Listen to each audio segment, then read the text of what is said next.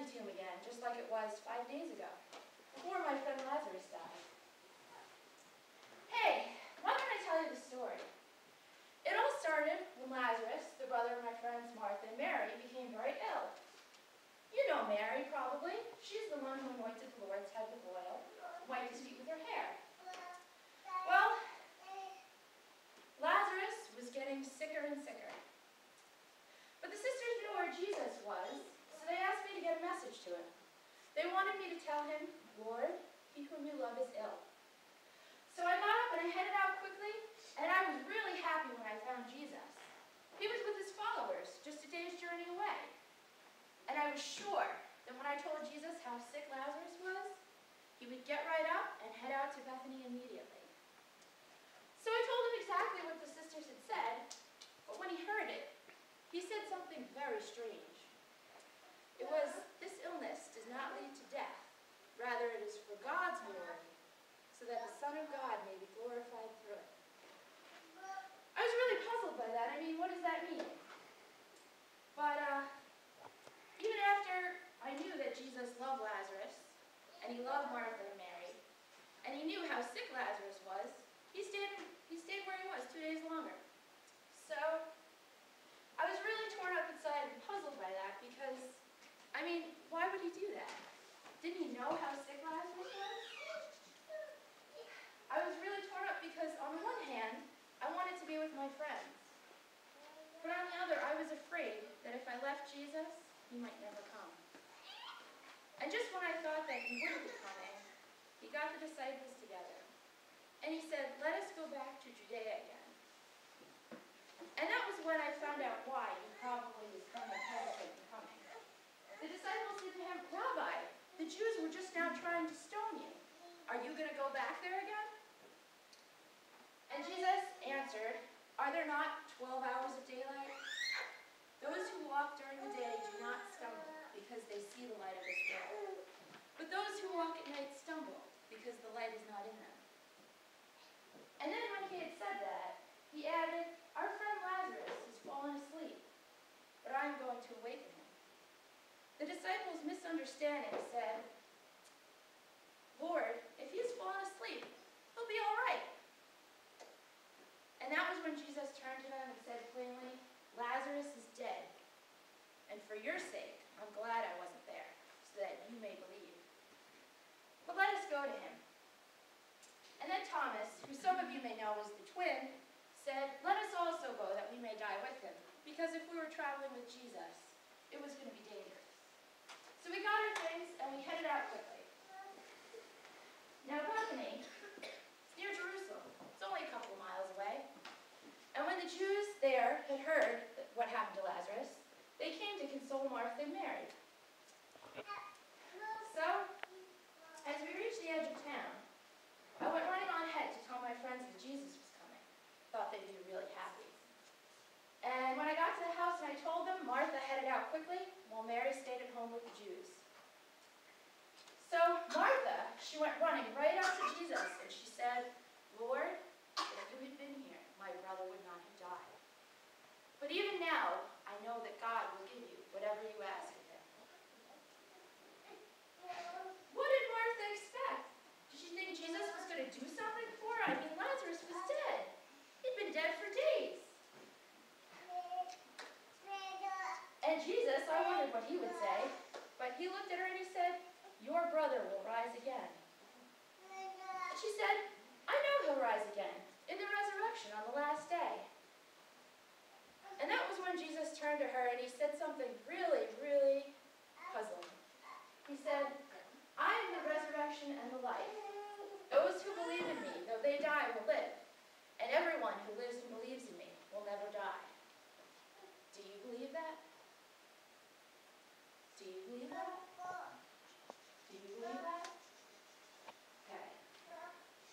At the time, I wasn't sure what that meant, so I really wasn't sure what I would say. And I really wondered what Martha would say. But of course, in true Martha fashion, she said, yes, Lord, I believe you're the Messiah, the Son of God, the one coming into the world. And when she had said this, she ran off to tell Mary about what had happened. And she pulled Mary aside and told her privately the teacher is here and is calling for you." Mary got up and she headed out quickly. And she ran to the place where Jesus was. He still hadn't entered town yet. And she went right up to him and she said, "Lord, if you had been here, my brother would not have died." Anybody recognize that phrase? It was the exact same thing that Martha had just said to him. Well, Jesus saw that she was weeping. And he saw the Jews who were with her were also weeping. And he became greatly disturbed in spirit and deeply moved. And he said to them, "Where have you laid him?" So they said, "Lord, come and see." I knew where they were going. That tomb over there has been in this garden for years. And I knew that when Lazarus died, that's where they would bury him. As we approached the tomb, Jesus did something I'd never seen before. He began to weep. I was so shocked by the sight of Jesus weeping that I said to one of his disciples, "See how he loved him." I was so shocked that my hands were shaking and my legs were trembling, I couldn't believe it. Jesus was crying. Well, Jesus was so shocking, I think some people became almost angry. You know how some people get when they feel like God has failed them? They kind of just have this tendency to say whatever is on their mind, maybe what's superficially in their heart, but what is not deeply in their heart. Some of them started saying, "Could not the man who has opened the eyes of the blind man have kept this man from dying?" You guys have probably all been there. We've all been there when we feel God has failed us. We tend to do things on impulse that we'll regret later. Well, Jesus, he turned to me and he said, "Take away the stone." Take away the stone? Was he out of his mind? Lazarus was dead. He'd been dead for days.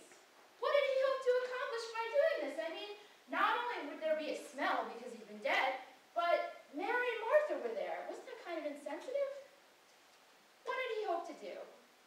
A lot of people believe that the spirit leaves the body after 3 days. Really, I was very doubtful about this, but I looked at Jesus, and I looked at Martha to make sure it was okay, and I knew what I had to do. So we took away the stone. And then Jesus approached the tomb. And when he got closer to it, he said, "Father, I thank you for having heard me. I know that you always hear me, but I am saying this for the sake of the crowd standing here, so that you may believe, they may believe." And then, when he had said this, he cried out in a loud voice, "Lazarus, come out!" You're not going to believe this, but I have bandages here, and they don't lie, okay? I saw with my own eyes how the dead man came out. His hands and his feet were wrapped in this, and his head was wrapped in it too. My hands were shaking and my knees were knocking and I could barely breathe. And somewhere in the midst of it I heard Jesus say, "Unbind him and let him go." And somehow the other people who were there were able to do that, and Lazarus was free. The people in my garden that day will never be the same. Some people think that Jesus is the Messiah, like Martha did. Others think that Jesus is the liberator of the nation of Israel. We are occupied after all, and we haven't forgotten how put down we are. But I'm not so sure about that, really. Because when the good news gets out about what happened here, people are going to be really upset. And they're probably going to want to take Jesus out of the picture in any way possible. But as for me, I'll never forget what happened here in this garden. That's why I'm collecting these bandages. I'm going to use them the next time I plant some saplings to make them grow up straight and bind them.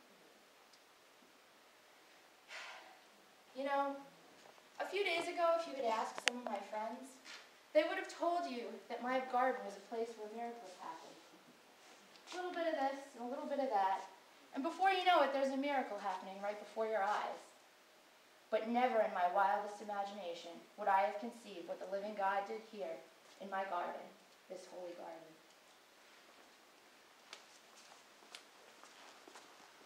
The gospel of the Lord.